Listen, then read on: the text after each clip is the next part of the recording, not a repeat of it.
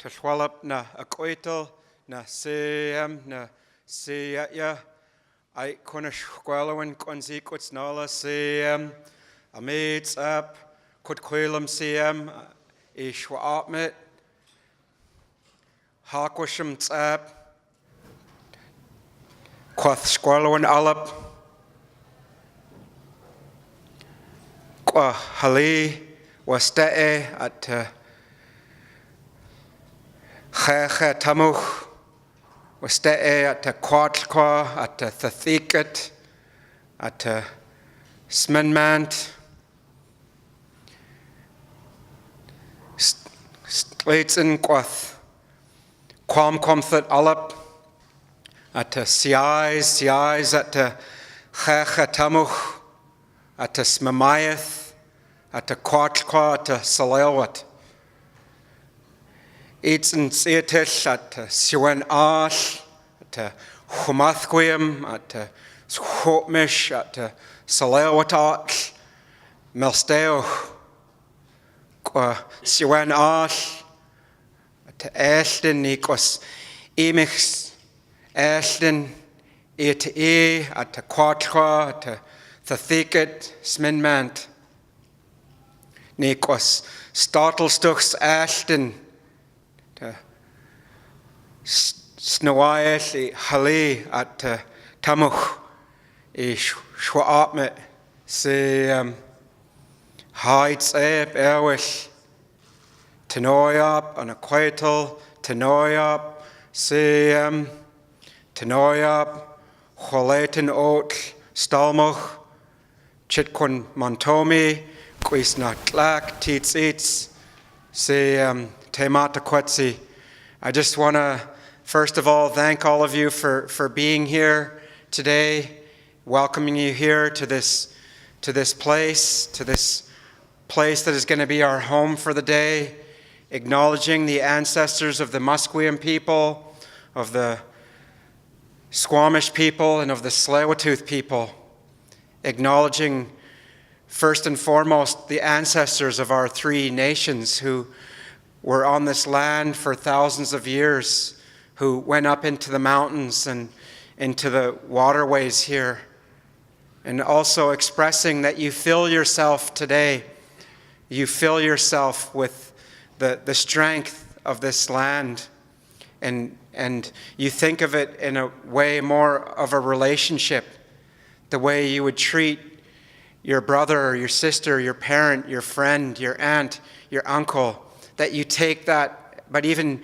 deeper than that, that you take that within you, that it becomes part of you. That's what will make work in understanding the environment and helping the environment and protecting the environment will make it stronger when you can embody that in your every molecule, in your every fiber of your being. You can take that in.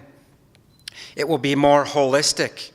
Will be more holistic when you can create that exchange that you give, and also you give love and strength to that which you're working for, if it's the water or the lands. And when you give that love, to people, they've studied this, that it causes, when you give to people, it causes neurons in their brains to kind of go off. And the same feelings they're experiencing in their brain, you will experience the same feelings in your own brain, in your own body, from just the act of giving itself, even though you're not the one receiving the goodness. And you can take that a step further, and that's an approach that our Stalmuch, our Huelmuch people have been using for thousands of years, that we embody the land, we embody the earth, that it is not separate from us, that we don't put it in a container that's separate from us. And it's the root of our wellness. When you think of all the suffering, all the things that we have gone through, the smallpox almost killed our people out. If you imagine you were very close to 90% of the people in this room, and you woke up and a few days later there was 10% left. That's what happened to our Tsleil-Waututh people. And then We had the residential schools and many other things, and we still suffer the effects of colonialism today and racism. We still suffer in a deep way, and our people are paying for it with their lives.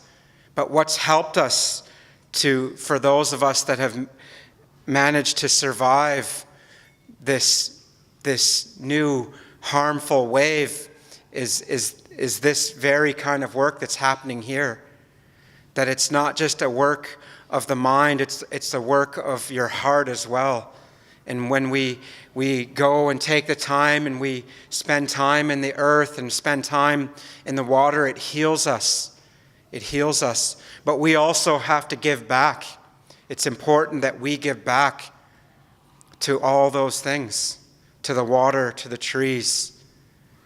It's very important part of our practice that we always have gratitude, that we always have good feelings in our heart for those things around us and for the animals as well. I was expressing when I was using the Hunkaminam, that language comes from this land.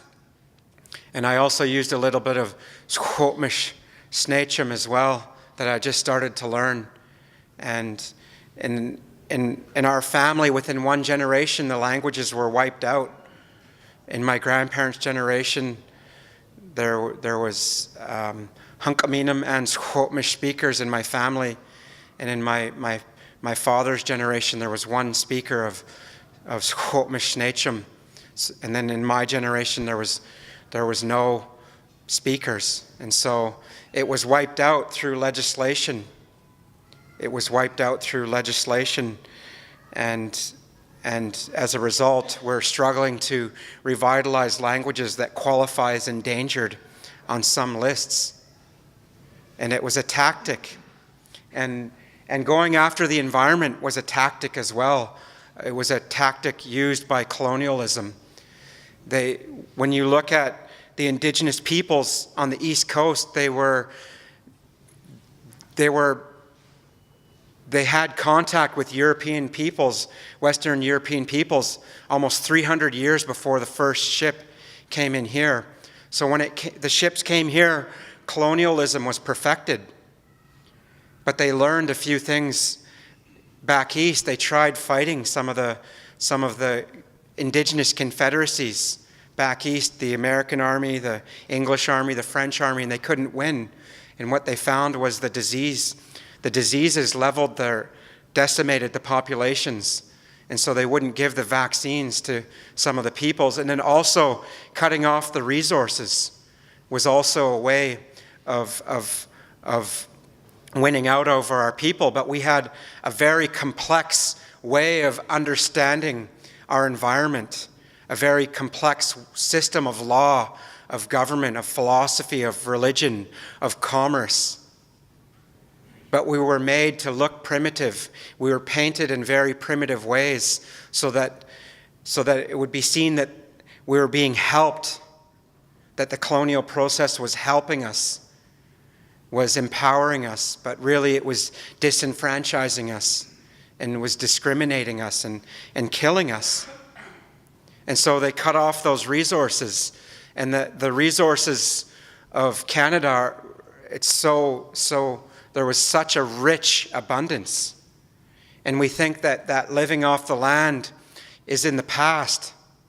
But yet, when you look at Canada, it's still, our natural resources it's the biggest moneymaker. It's still what's providing all this luxury we have, all the benefits of living in a Western culture.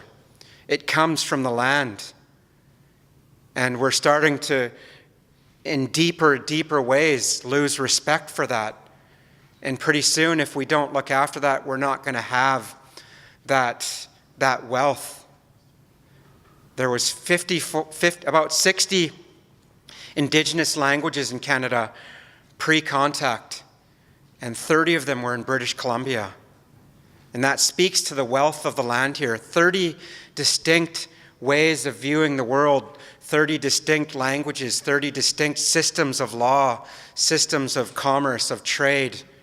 that grew in one spot, one area over thousands of years.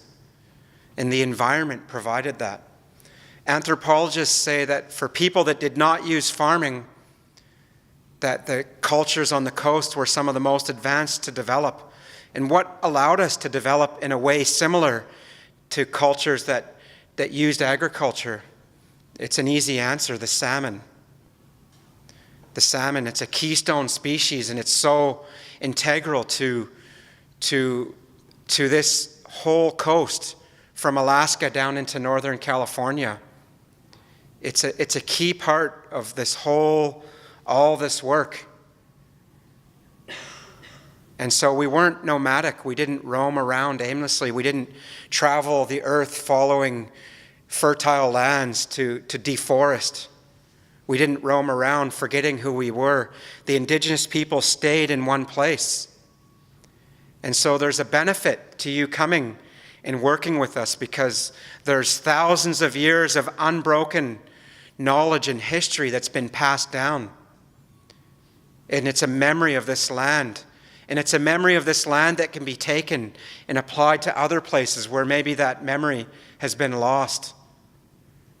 And when you can include the indigenous people in your work and what you're doing, it will strengthen it. It'll make things more holistic, and you'll contribute not only back to the environment, but you'll contribute to our indigenous peoples who are suffering.